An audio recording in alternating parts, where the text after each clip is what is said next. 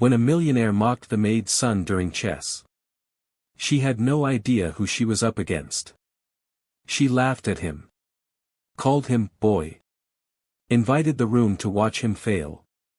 What the millionaire didn't know was that the maid's son sitting across the chessboard had already beaten grandmasters. And tonight, he was about to destroy more than her ego. On a night meant to showcase wealth, power, and charity. A Connecticut millionaire decided to turn a chessboard into a stage for humiliation. Surrounded by crystal chandeliers, designer suits, and people who'd never known hunger. She mocked the quiet 17-year-old standing beside his mother, the maid. To her, he wasn't a guest. He wasn't an equal. He was entertainment. But chess doesn't care about money. It doesn't care about race. And it definitely doesn't care about arrogance. Because when the first pawn moved, the game stopped being about chess. And became a lesson no amount of money could erase. This is the story of the night a millionaire tried to make someone feel small. And instead exposed exactly how powerful preparation, dignity, and quiet brilliance can be. Come here, boy. Let's see if you can play chess or if that's another skill your kind never quite mastered. Lydia Johnson's voice cut through the murmur of champagne glasses and polite conversation in her marble-floored salon, each word dripping with the kind of cruelty that comes easily to those who've never questioned their place in the world. The gathering had been billed as an intimate evening supporting urban youth initiatives. 20 of Connecticut's wealthiest gathered in Lydia's estate, a testament to old money and newer arrogance. Crystal chandeliers cast golden light across oil paintings and designer furniture, each piece carefully positioned to remind visitors of Lydia's status. The $15,000 chess set on the mahogany table, hand-carved ivory pieces on a board of Italian marble, had been placed there deliberately. A stage prop for the evening's entertainment. Stanley West stood perfectly still near the kitchen entrance, his mother's pressed uniform visible just behind him in the doorway. He was 17, dark-eyed, and in this moment, completely unreadable. Laughter rippled through the room, not the genuine kind, but the performative laughter of people who recognize a social cue and respond accordingly. A woman in pearls dabbed her eyes. A hedge fund manager smirked into his scotch. They were watching a show, and Stanley was the punchline. "Oh, Lydia, you're terrible," someone tittered, though her tone suggested admiration rather than reproach. Lydia smiled, her red dress catching the light as she gestured toward the chess board with manicured fingers. "I insist. It'll be educational. For all of us." In the doorway, Rosa West's hands trembled as they gripped her apron. Her eyes, usually steady, always dignified despite the circumstances, dropped to the floor. She'd endured many things in 12 years working in homes like this, the casual dismissals, the way her presence became invisible the moment she finished cleaning, the condescending praise for doing her job well. But watching her son be mocked, displayed like an amusing curiosity for people who'd never known a day of struggle, this was a different kind of pain. She wanted to pull Stanley away, to spare him this, but she knew her son. She'd seen that expression before. That stillness. Stanley's gaze moved slowly across the room, taking in each face with the same analytical precision he applied to chess problems. The venture capitalist by the window, Mr. Chen, he'd heard him called, watching with more curiosity than amusement. The others, eager for their spectacle. And Lydia, standing behind the white pieces, already arranging them with the casual confidence of someone who'd never truly been challenged. When Stanley finally spoke, his voice was quiet but clear, carrying across the suddenly silent room. "I accept." He walked toward the table, each step measured and deliberate. Not the shuffle of the defeated, but the approach of someone who knows exactly what they're doing. Lydia's smile widened. She had no idea what she'd just set in motion. The distance from the kitchen entrance to the chess table couldn't have been more than 20 feet, but to Rosa it felt like watching her son walk toward a cliff edge. She knew the statistics, knew how often people like them were pushed down when they tried to rise up. She'd warned Stanley about this world, about people like Lydia Johnson, about the invisible walls that money built around itself. But Stanley had always been different. Even as a child, he'd possessed an unsettling focus, a capacity for patience that seemed beyond his years. While other children grew restless, Stanley could sit for hours, absorbed in patterns only he could see. "Mrs. Johnson," one of the guests said, "a silver-haired man in a navy suit, perhaps we should." "Oh, hush, Richard," Lydia interrupted, waving her hand dismissively. The boy accepted. "Besides, it's all in good fun. Isn't that right?" She looked at Stanley with an expression that might have been mistaken for kindness if you didn't look too closely at her eyes. "I'll even make it interesting. $5,000 to the winner. A charity contribution, of course. I'm sure your mother could use it for whatever it is you people need." The casual cruelty of it, the ease with which she weaponized generosity, made Rosa's jaw tighten. But Stanley's expression didn't change. He simply pulled out the chair across from Lydia and sat down, his posture straight, his hands resting calmly on the edge of the table. "That's very generous of you, Mrs. Johnson," Stanley said, his voice carrying none of the deference she clearly expected. $5,000. I'll make sure my mother gets every penny." Something flickered across Lydia's face, annoyance, perhaps, or the first whisper of uncertainty. But it vanished quickly, replaced by her practiced smile. "Confident, aren't we? I like that. Misplaced, but charming."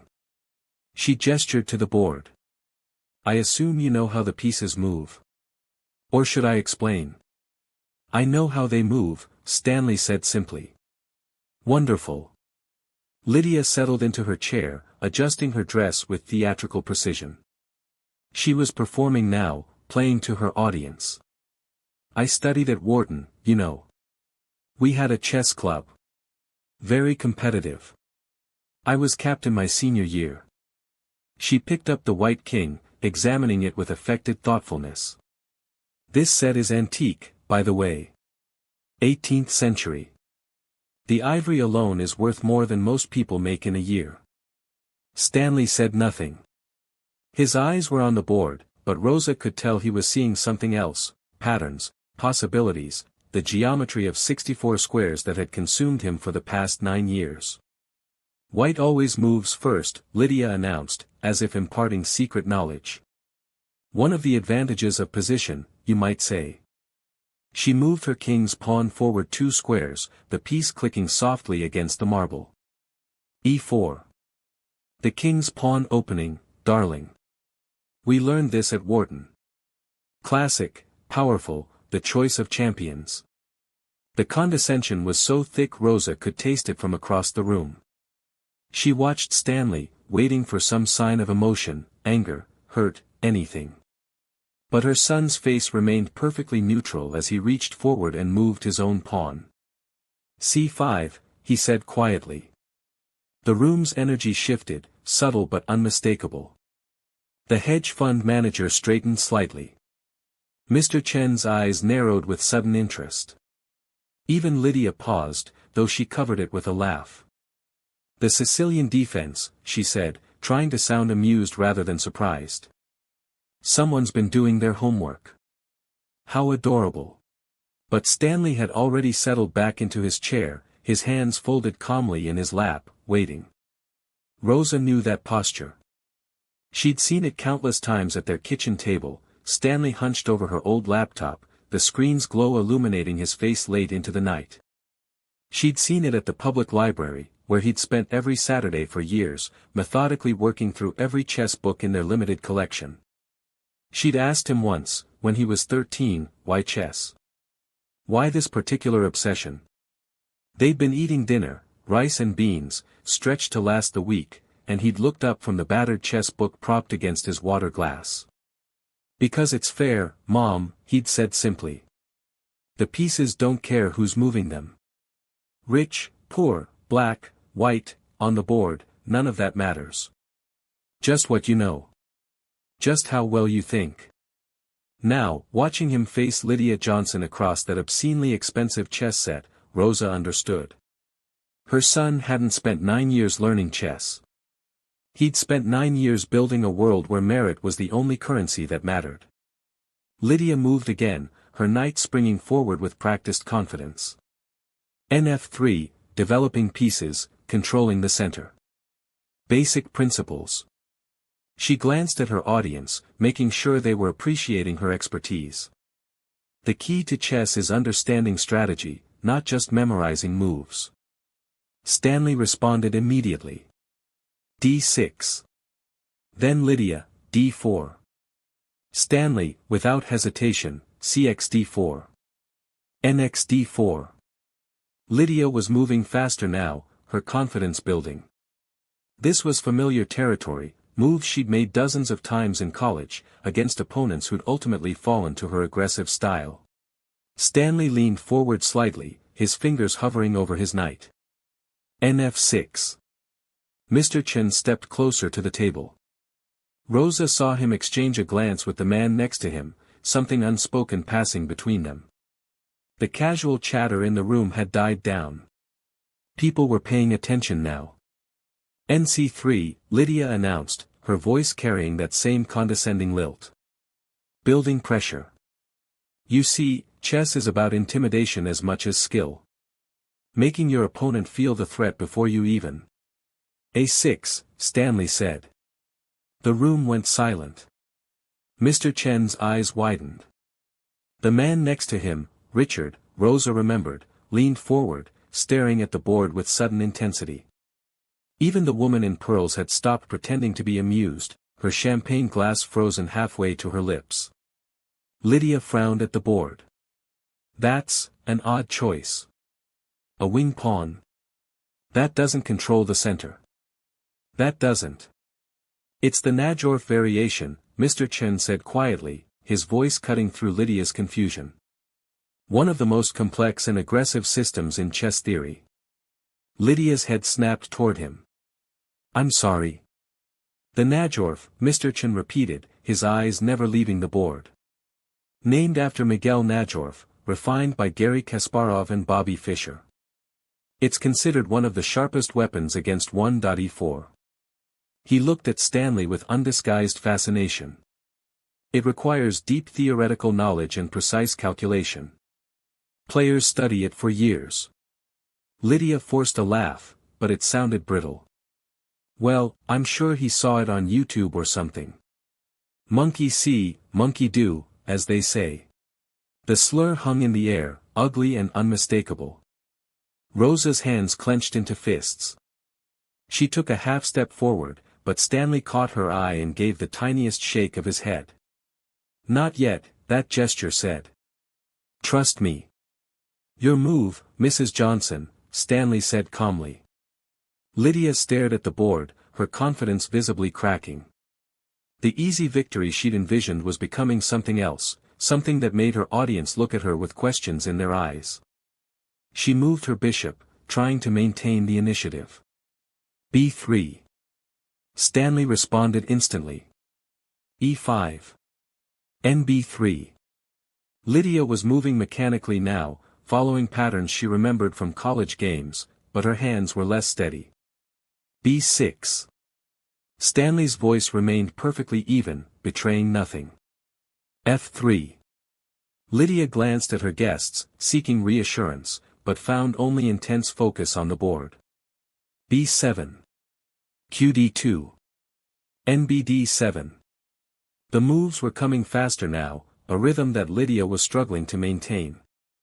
Rosa didn't understand chess, had never had time to learn its intricacies, but she understood body language.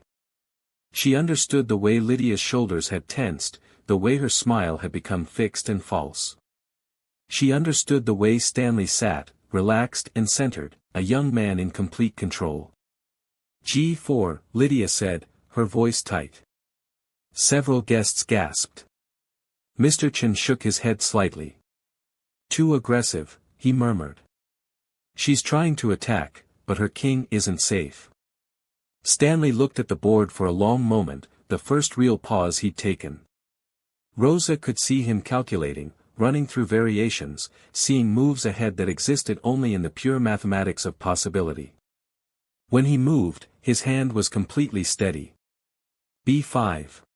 It was a quiet move, almost anticlimactic. A simple pawn push. But Rosa saw the effect it had on the room. Richard inhaled sharply. Mr. Chen nodded with something that looked like respect. And Lydia stared at the board as if it had personally betrayed her. That's. She started, then stopped. Her hand hovered over her pieces, uncertain. The woman who'd been so confident, so eager to humiliate, now looked lost. The poison pawn variation, Mr. Chen said softly, reverently almost. Kasparov's favorite. White can take the b5 pawn, but it opens lines for black's attack. It's a trap. A beautiful, deadly trap.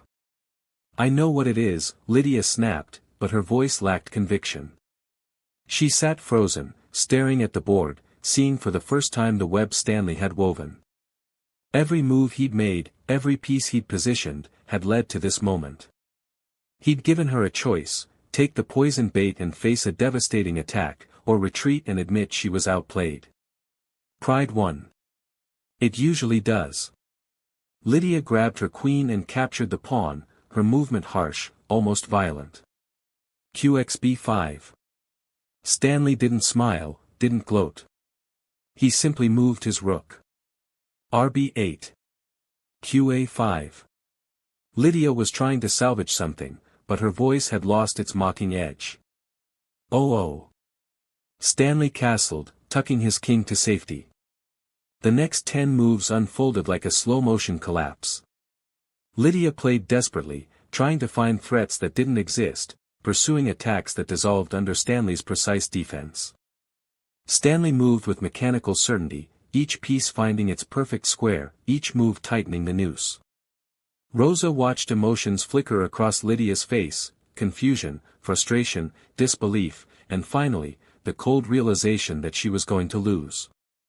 Not just lose, but be utterly, publicly, devastatingly defeated. By a 17-year-old she'd invited to humiliate. By the maid's son she'd called boy. The guests had fallen completely silent now. This wasn't entertainment anymore. It was a reckoning. Stanley moved his knight, and Mr. Chen let out a low whistle. "That's brilliant," he said. "He's sacrificing the knight, but if she takes it, he has checkmate in 4 moves." Lydia saw it too. Rosa could tell by the way her face paled, by the way her hand trembled as it hovered over the board. She couldn't take the knight, but she had no good moves left. Stanley had backed her into a corner, methodically, mercilessly, with the kind of precision that came from years of study, years of dedication, years of poverty and library books and a donated laptop that barely worked. "Perhaps," Lydia said, her voice strained, "we should call this a draw. It's getting late, Anne."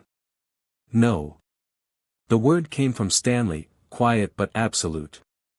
"I'd like to finish, if you don't mind." For the first time all evening, he looked directly at her, and Rosa saw something in her son's eyes that made her chest tighten. Not anger. Not triumph. Just a calm, unwavering certainty. The look of someone who'd earned the right to be seen. Lydia made her move, a desperate attempt to create complications. Stanley countered instantly. 3 moves later, he advanced his queen. Check. Lydia moved her king. Stanley brought his rook across. Check. Lydia blocked with her bishop. Stanley took the bishop with his queen. Checkmate. The word fell into absolute silence. Lydia stared at the board, her carefully composed face crumbling. The guests looked at each other, uncertain how to react. The narrative they'd expected: rich woman condescends to poor boy, provides teachable moment, everyone laughs, had been violently rewritten. Stanley stood slowly, his chair scraping against the marble floor. "The game is based on the 18th move of Garry Kasparov's match against Anatoly Karpov in 1985, he said, his voice carrying clearly. "World Championship, Game 16. It's called the Immortal Game. I've studied it probably 500 times on my laptop. The one my mom bought me at a pawn shop for $40 when I was 11. He looked around at the faces watching him, some shocked, some impressed, some carefully neutral. I learned chess from books at the public library. The one on 7th Street that's about to lose its funding because people here keep voting down the budget. I practiced on chess.com using the free Wi-Fi at McDonald's. Every day for 9 years. Rosa felt tears burning in her eyes. Stanley glanced at her, and something in his expression, love, protection, pride, nearly broke her. I didn't come here to humiliate you, Mrs. Johnson, Stanley continued. I came because my mother asked me to help serve at your party. I accepted your challenge because you asked. And I played to the best of my ability because that's what the game deserves. That's what I deserve. He turned toward Rosa, who'd begun moving forward without realizing it. Mother and son stood together now, facing the room full of wealth and privilege that had tried to make them small. My name is Stanley West, he said. Not boy. Stanley. And that woman right there, he gestured to Rosa, is Rosa West. Not the help. Rosa. She's worked 12-hour days for 20 years to give me a chance at something better. She's never been late, never complained, never asked for anything she didn't earn. And she's worth 100 of anyone in this room. Rosa couldn't hold back anymore. She stepped forward, her voice shaking but strong. I've cleaned your homes. I've raised your children while you worked late or vacationed. I've listened to you complain about problems that would seem like luxuries to my family. And I've never minded. It's honest work, and I'm good at it. She looked directly at Lydia, who'd shrunk back in her chair. But my son. My Stanley. He's the smartest, most dedicated person I've ever known. While you were at Wharton learning which fork to use, he was teaching himself chess theory in a library that's falling apart.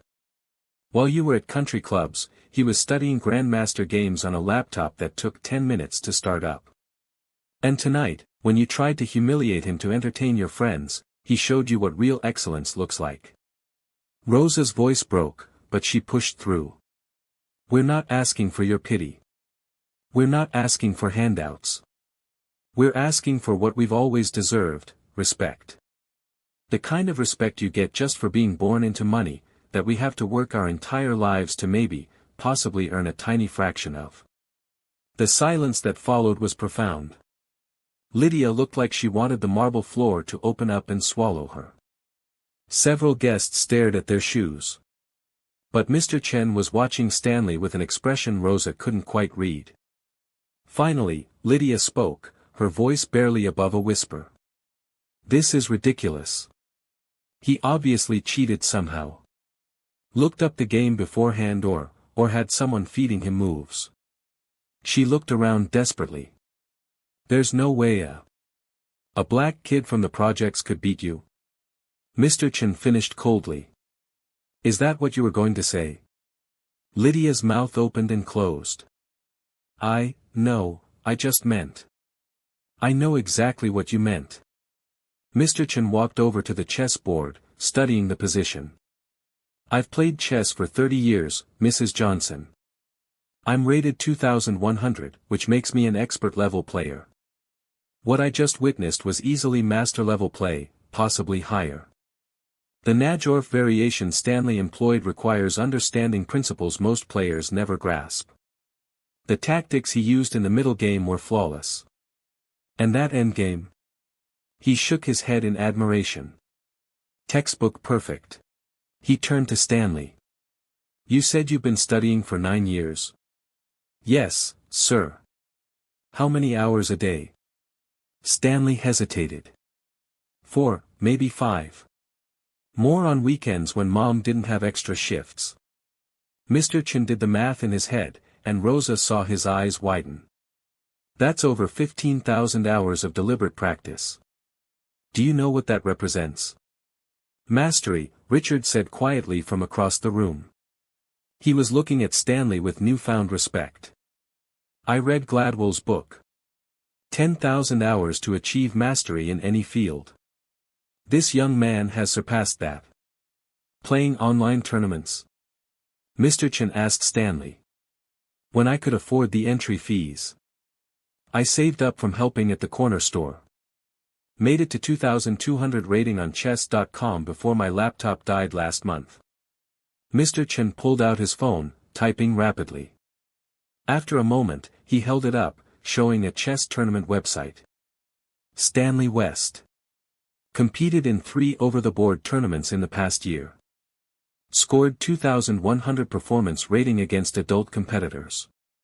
He looked at Lydia with barely concealed disgust. This isn't some kid who memorized a few moves. This is a legitimate chess talent who's overcome every obstacle you can imagine to develop his skill. Lydia stood abruptly, her chair toppling backward. This is my home. I don't have to listen to. You're absolutely right, Mr. Chen interrupted. It is your home. And what you did here tonight, trying to humiliate a young man in front of your guests, using your wealth and position to make yourself feel superior, that tells me everything I need to know about your character. He turned to Stanley. I run a venture capital firm. We sponsor a scholarship program for exceptional students from underserved communities. Full ride to any university that accepts them, plus living expenses and a laptop, a real one.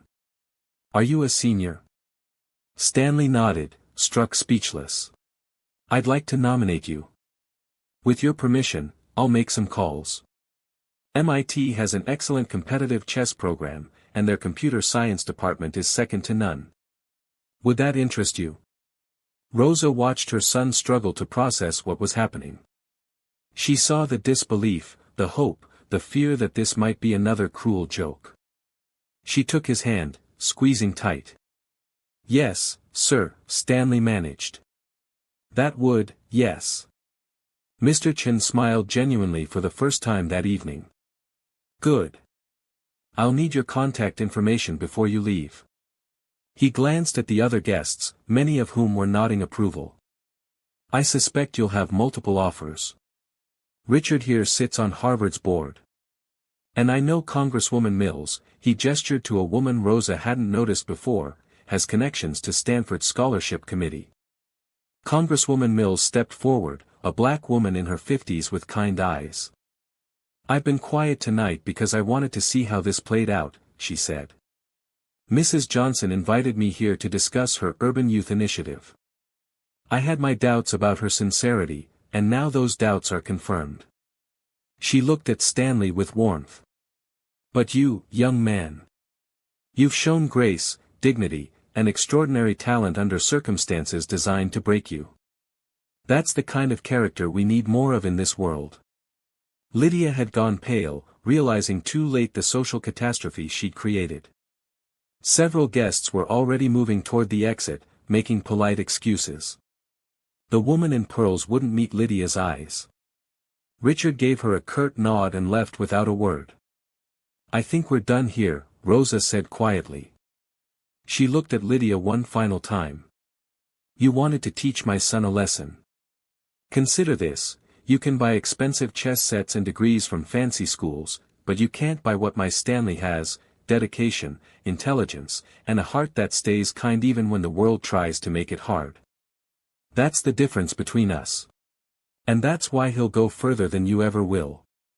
She turned to leave, Stanley beside her, and Mr. Chen followed them toward the door. Wait, he said, pulling out his wallet. He counted out 5 $1,000 bills. The wager. Your son won it fair and square. Stanley stared at the money. I don't want. Take it, Mr. Chen said gently. Use it for college applications, or a new laptop, or whatever you need. You earned it. And consider it a down payment on the investment I'm making in your future. Rosa took the money with trembling hands, not trusting herself to speak. Stanley put his arm around her shoulders. When had her little boy become tall enough to do that? And they walked out of Lydia Johnson's mansion together, leaving behind the crystal chandeliers and oil paintings and the wreckage of a woman who tried to make herself feel big by making others feel small. Outside, the night air was cool and clean. Rosa breathed it in, feeling like she'd been holding her breath for hours. Maybe for years. Mom, Stanley said softly. Did that really just happen? She laughed, a sound somewhere between joy and tears. "I think it did, baby. I think it really did." They walked toward the bus stop, but Mr. Chen called after them. "Let me drive you home. It's the least I can do." As they settled into his Tesla, a car worth more than everything Rosa had ever owned combined, Stanley looked at his mother. "You were amazing in there. What you said about us deserving respect. I've never heard you talk like that." Rosa squeezed his hand. "I've been afraid for so long. Afraid that if I stood up, if I demanded to be treated like I matter, they'd fire me. That we'd lose everything. But watching you tonight, seeing you refuse to be made small." She wiped her eyes. "You showed me that being invisible isn't the same as being safe. Sometimes you have to be seen, even if it's scary." Stanley was quiet for a moment. "I was terrified the whole time. You didn't show it. I learned from the best." He smiled at her. "You've been brave my whole life, Mom. Working those jobs, dealing with people like her, never complaining. I just played a chess game. You've been fighting that fight for 20 years. In the front seat, Mr. Chen spoke without turning around. "For what it's worth, what happened tonight isn't staying quiet. Congresswoman Mills is very active on social media, and several guests were recording on their phones. By tomorrow, everyone will know what Lydia Johnson did, and how you both responded. Your lives are about to change." Rosa felt a flutter of anxiety. "Is that good or bad?" "Both, probably," Mr. Chen admitted. "But mostly good. Stanley, you're about to have opportunities you couldn't have imagined.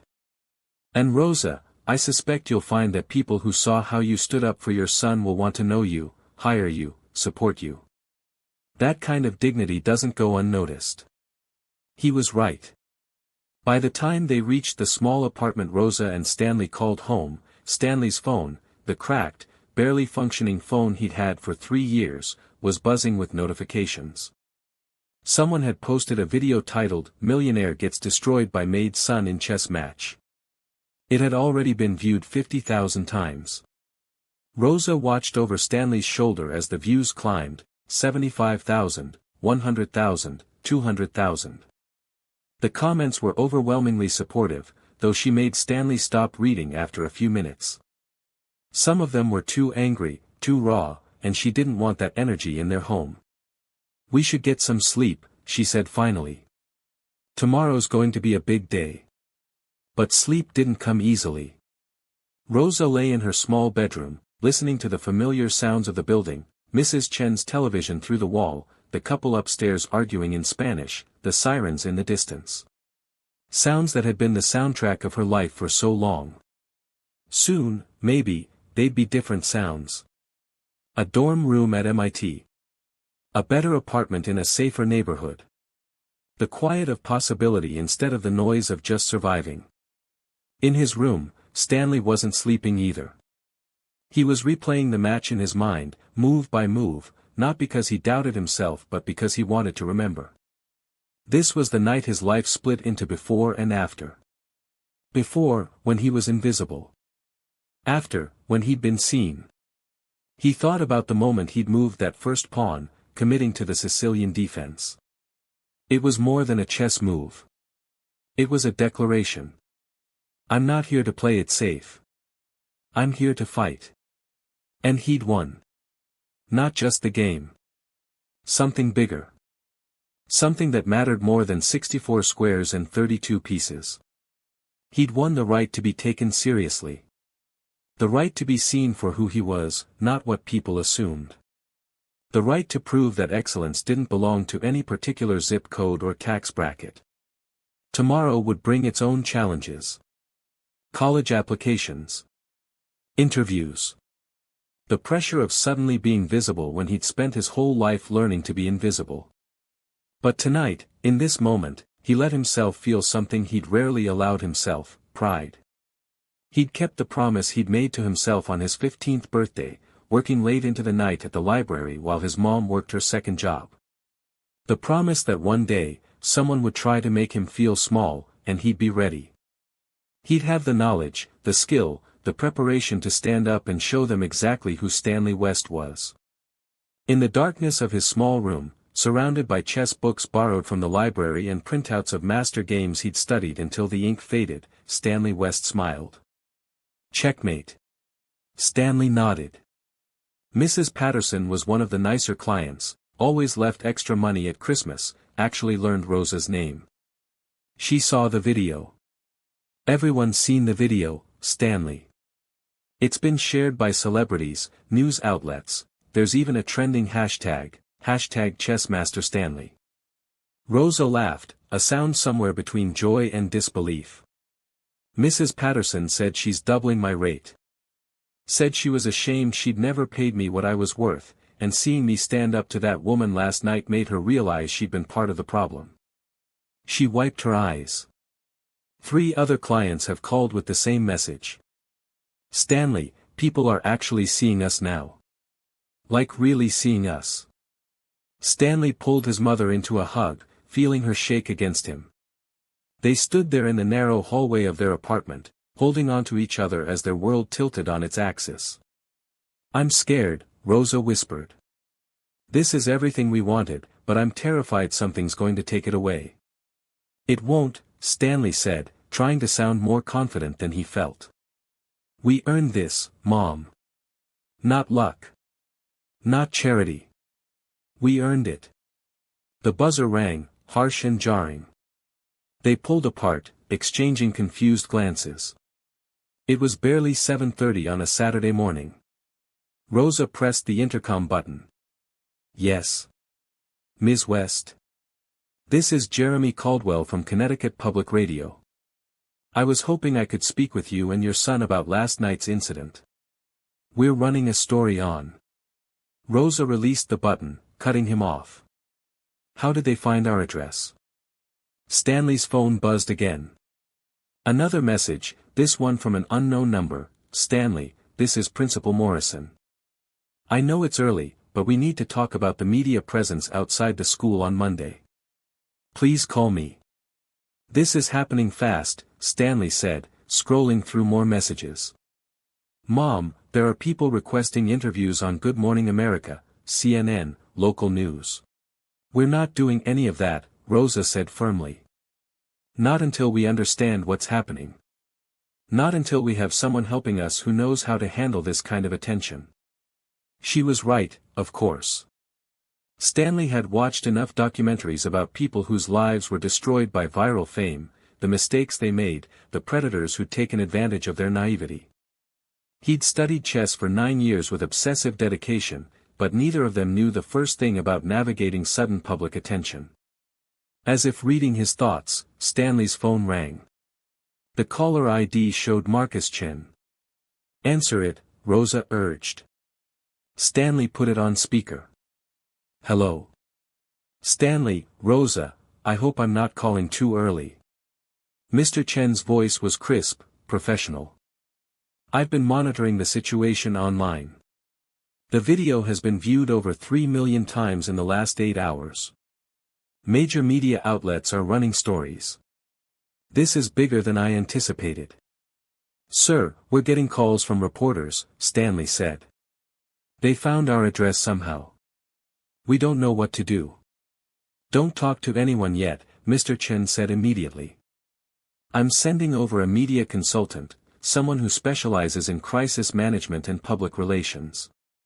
Her name is Diane Torres. She'll help you navigate this.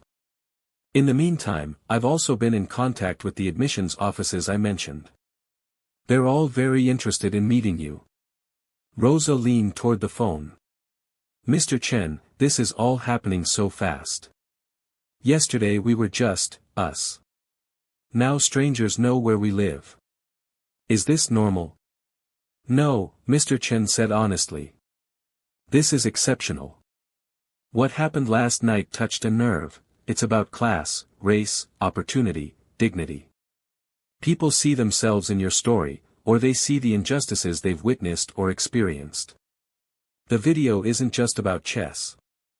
It's about every time someone in power tried to make someone else feel small, and that person refused to be diminished.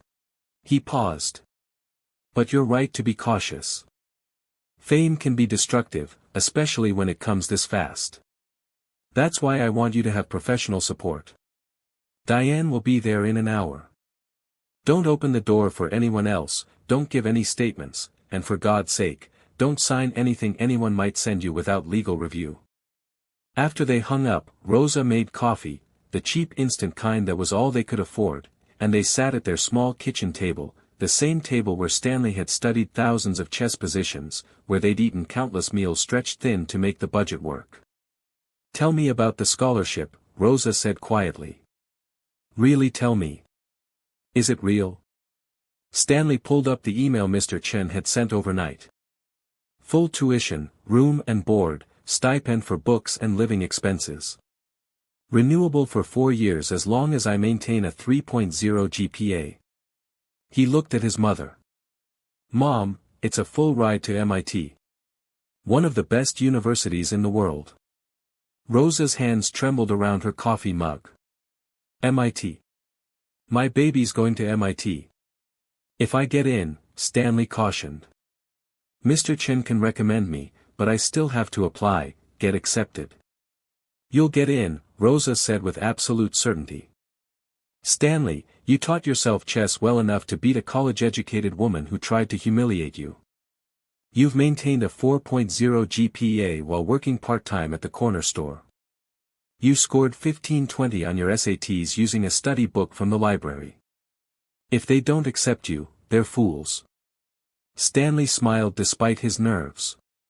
His mother's faith in him had been the one constant in his life, through evictions and power shut-offs, through nights when dinner was cereal because the paycheck hadn't stretched, through every moment when the world tried to tell them they didn't matter.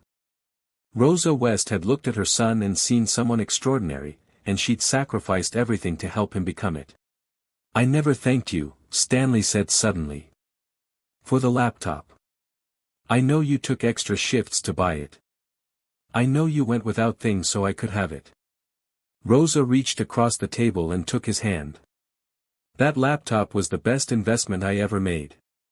Do you know what I thought when I saw you last night, sitting across from that woman? I thought, that's my son. The one I carried for 9 months, the one I raised in apartments that weren't good enough but were all we could afford. That's my Stanley, and he's magnificent. She squeezed his hand. You don't owe me thanks, baby. You owe it to yourself to take every opportunity that comes from this. To go to that fancy school and show them what brilliance looks like when it comes from the bottom instead of the top. Promise me you'll do that. I promise, Stanley whispered. The buzzer rang again. Rosa checked the intercom screen, a woman in a professional suit, holding a briefcase and a tablet. Ms. West? I'm Diane Torres. Marcus Chin sent me.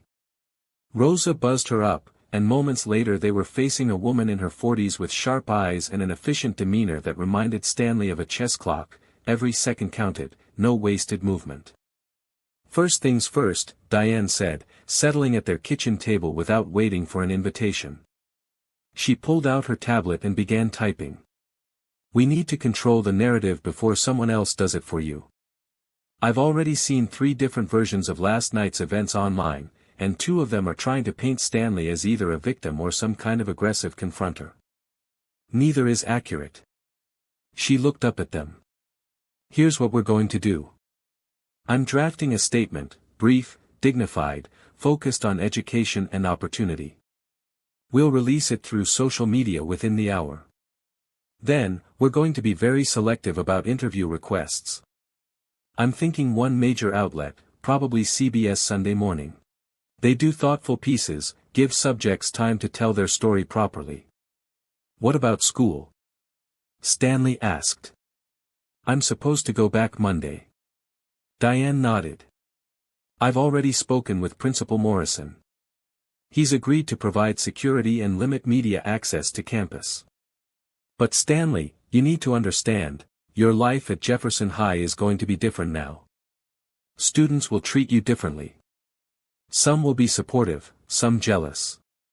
Teachers might hold you to different standards. Are you prepared for that?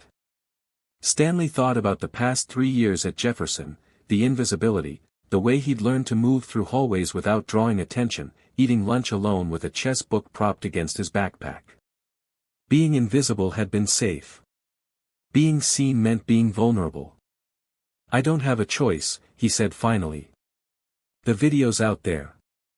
Everyone knows who I am now. I either let that destroy me or I figure out how to handle it." "Good answer." Diane's expression softened slightly. "You're going to be fine, Stanley. You've got something most people never develop, composure under pressure. Last night, you sat across from someone actively trying to humiliate you, and you didn't flinch. That's rare, especially at 17. She turned to Rosa. "And you, what you said about dignity and worth, that's going to resonate with a lot of people. You're going to get job offers, interview requests, people wanting to tell your story. Some will be genuine, some will be exploitative. My job is to help you tell the difference." For the next hour, Diane walked them through the landscape of sudden visibility. She showed them comments and articles, both praising and criticizing. She explained media strategy, contract negotiations, the importance of controlling their image. It was overwhelming, like learning a new game where the rules kept shifting. Finally, Diane stood. "I'll be in touch this afternoon with the statement draft for your approval. In the meantime, stay inside, ignore the door, and don't respond to any media inquiries directly. You have my number if anything urgent comes up." After she left, Stanley returned to his room and sat at his desk, a folding table they'd found on the curb 3 years ago. His chess books were stacked neatly, organized by opening theory, endgame studies, master games. This corner of their apartment had been his sanctuary, the place where poverty couldn't touch him because on the 64 squares of his mind, he was equal to anyone. He opened his battered copy of My System, by Aaron Nimzowitsch, a book so worn the spine had broken in 3 places. He'd read it cover to cover at least 20 times, absorbing Nimzowicz's revolutionary ideas about chess strategy, prophylaxis, overprotection, the blockade. Concepts that seemed abstract until you understood them, and then they changed everything. Chess had taught him that. How to see beyond the obvious. How to plan 20 moves ahead while remaining flexible enough to adapt. How to sacrifice material for position, accepting short-term losses for long-term advantage. He'd applied those same principles to his life. Every hour studying instead of hanging out with kids his age, a sacrifice. Every evening at the library instead of watching TV, an investment. Every moment spent invisible and overlooked, preparation for the moment when he'd need to be seen. Last night had been his gambit. He'd sacrificed his comfortable invisibility, accepted the risk of public humiliation, all to prove a simple truth: merit matters more than circumstances. And it had worked. A text message lit up his phone. His best friend, his only real friend, Jamal, bro. You're literally famous. I just saw your face on Twitter. When were you going to tell me you're some kind of chess genius?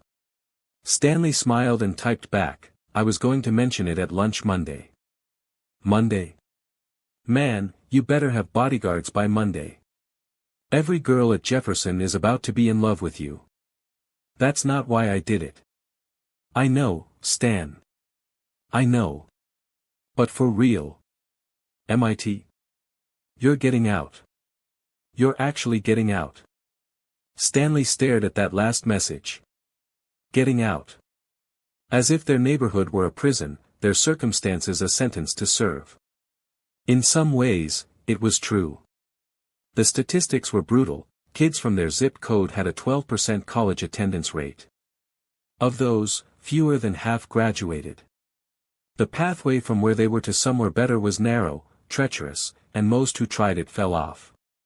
But Stanley had spent 9 years building a bridge, move by move, game by game, sacrifice by sacrifice. And last night, he'd finally crossed it. His phone buzzed again. This time, an email from an address he didn't recognize, admissions@mit.edu. His heart stopped. Dear Mr. West. While we do not typically reach out to prospective students before they've submitted applications, we wanted to introduce ourselves after learning of your exceptional chess achievement. MIT values students who demonstrate not only academic excellence but also resilience, creativity, and strategic thinking, all qualities you exhibited in the widely shared video from last evening. We would like to invite you for an early interview and campus visit at your earliest convenience. We understand you are a senior and that application deadlines are approaching. Please know that we are very interested in learning more about you. Please contact me directly to arrange your visit. Sincerely, Dr. Jennifer Walsh, Senior Admissions Officer, Massachusetts Institute of Technology. Stanley read the email 3 times, then walked numbly to the kitchen where Rosa was washing dishes. This story is to be continued. Tell me where you are watching or listening to this story in the comments section. Like, share and subscribe.